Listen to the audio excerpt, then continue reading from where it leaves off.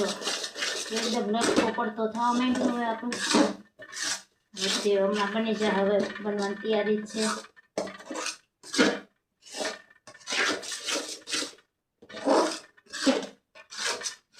Colour જો coffee colour થઈ ગયો માવાનો દેખાય તો માવાનો અસલી કલર આવી ગયો કોફી. તો દોસ્તો ચાલો આપણે પહેલાં પેંડા બનાવતા પહેલાં આપણે બગીચામાં જોઈ લઈએ આપણે કેટલા ફૂલઝાડ મસ્ત મસ્ત થઈ ગયા છે.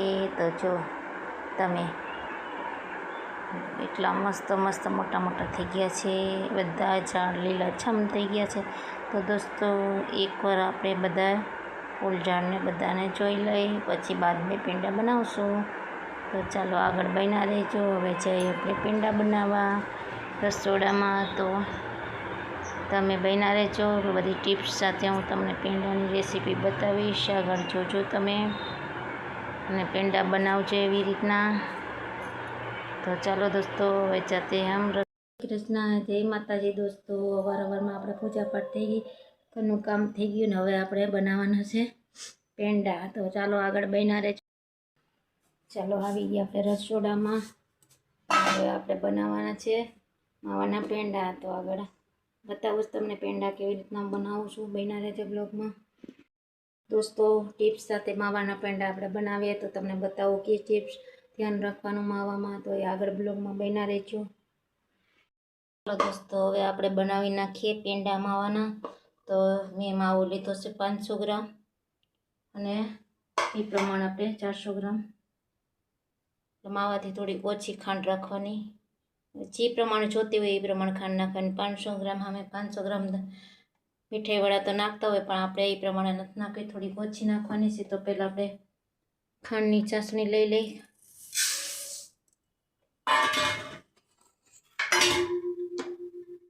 પહેલાં આપણે ખાંડ ડૂબે એટલું પાણી નાખી દઈએ.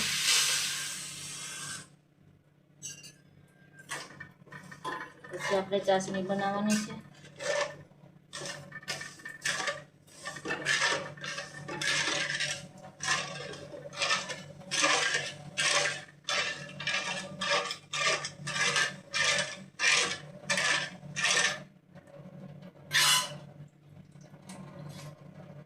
હલાવતા રહેવાનું.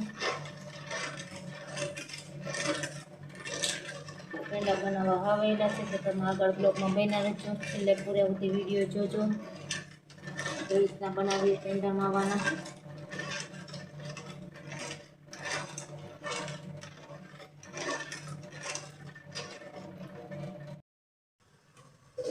ચાસણી આવવા દેવાની. પછી આપણે માવો મેચું. આમાં અટકરે ચાસણી હોય કારણ કે આમાં માવો આપણે નાખીએ પછી પાછું ઢીલું તો પડવાનું છે. એટલે કાંઈ એ બીક નથી. ચાસણી કડક આવે તો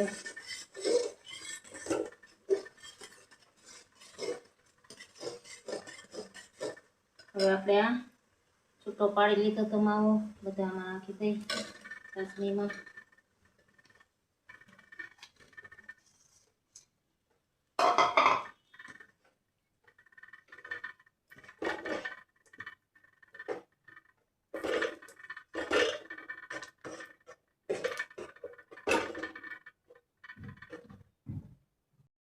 દોસ્તો માવાના પેંડામાં ચાસણીનું ખાસ ધ્યાન રાખવાનું. બહુ કડક નહીં આવવા દેવાની ને પેંડા વળશે નહીં. કારણ કે પેંડામાં ચાસણી પહેલાં એક તાર જેવી આવે ને એટલે પછી આપણે માવો નાખી દેવાનું. એવી રીતના નાની નાની ટિપ્સમાં ધ્યાન રાખવાનું. બહુ માવાને કડક નહીં થવા દેવાનું. પેંડા વળવામાં થોડુંક રાખશે ઓલું. એવી રીતના તમે દોસ્તો ધ્યાન રાખજો બનાવો ત્યારે. પણ મેં જો બનાવ્યા તમને બતાવું કેવી રીતના બનાવ્યા. હવે આપણે હલાવી રાખવાનો છે માવાને. ઘટ ના થાય ત્યાં સુધી હલાવવાનું પાછું.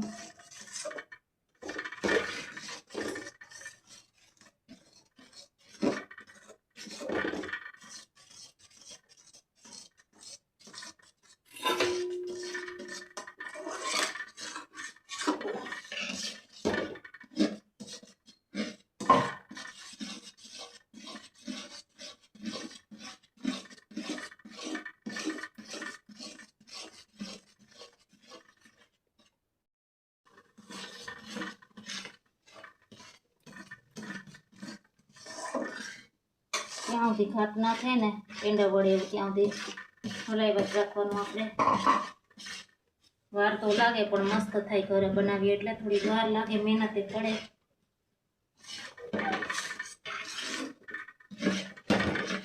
ગરમીના બહુ માવાના નથી બનાવ્યા, 500 ગ્રામના જ બનાવ્યા. તો ભાવે એટલે બનાવ્યા. અત્યારે ગરમી રહી ને એટલે માવાનું વસ્તુ બહુ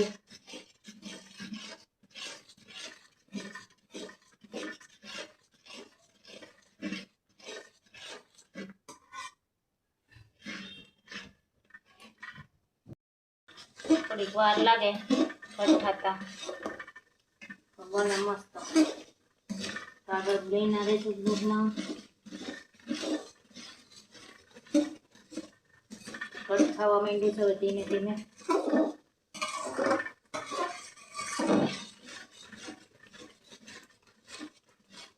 છાટા પણ ઉડે જો, ગરમ ગરમ છેટું રહેવું પડે ને બધા જ જાય.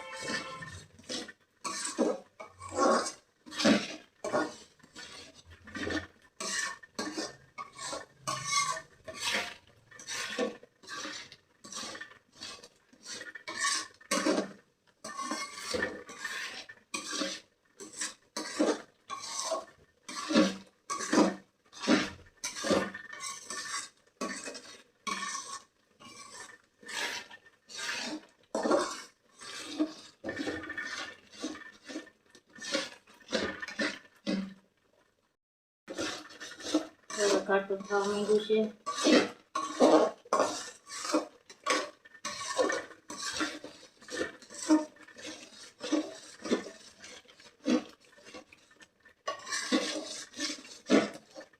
નીચે ચોટે ને ધ્યાન રાખવું પડે, નકર નીચે ચોટી જાય.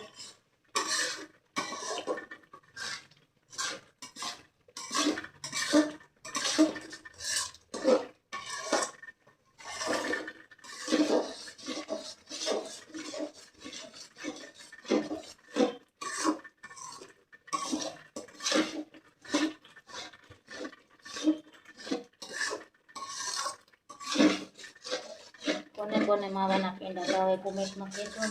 મને તો બહુ ભાવે માવાના પેંડા. અમારે તો ઘરે ભેંસ હતી દૂધના બનાવતા, પણ તોય અમે માવાના વધારે બનાવતા. ગામડામાં તો ભેંસ હોય જ, દૂધના બનાવવા. મને માવાના ભાવે. મારી જેમ કોને ભાવે કોમેન્ટ કરજો.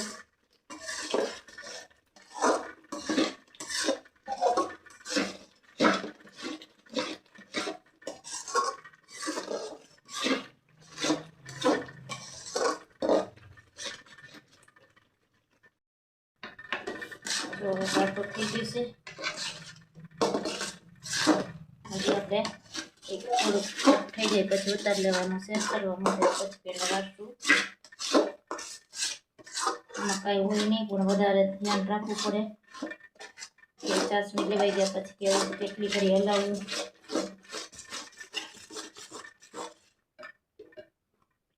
હવે આપણે એને ઠરવા મૂકી દઈએ. ઠરી જાય એટલે વળી જાય. થોડી વાર ઠરવા દેવું પડશે, કારણ કે ગરમ ગરમ ના તો આપણે વાળી ન હોઈએ.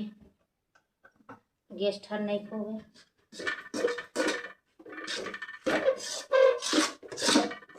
જો ઠરશે ને તો લચકો થઈ જાય. પૂરું કરી દઈએ એટલે ઠરી જાય. પછી માવાના આપણે પેંડા બનાવી લઈએ. એટલે ઠરવા મૂકી દઈએ પંખે. આપણા બની ગયા અને ચાલો પેંડા વાળી લઈ. તો આપણે આવી રીતના બધા પેંડા બનાવવા માંડ્યા. એક મેં બનાવી લીધો, ઠરી ગયું હતું તે. આવી રીતના દસ્તો મૂકતું જવાનું. હવે બધા આપણે એવી રીતના ઠરી ગયું છે ને તો વાળી લઈ પેંડા. કારણ કે ગરમ હતું, કડાઈમાં નહોતું વળતું, એટલે આપણે થાળીમાં કાઢ્યું પછી ઠરવા મૂક્યું. એટલે આવી રીતના મૂકી દઈ. કારણ કે ગરમ ગરમ તો હાથે દાજી જાય આપણા.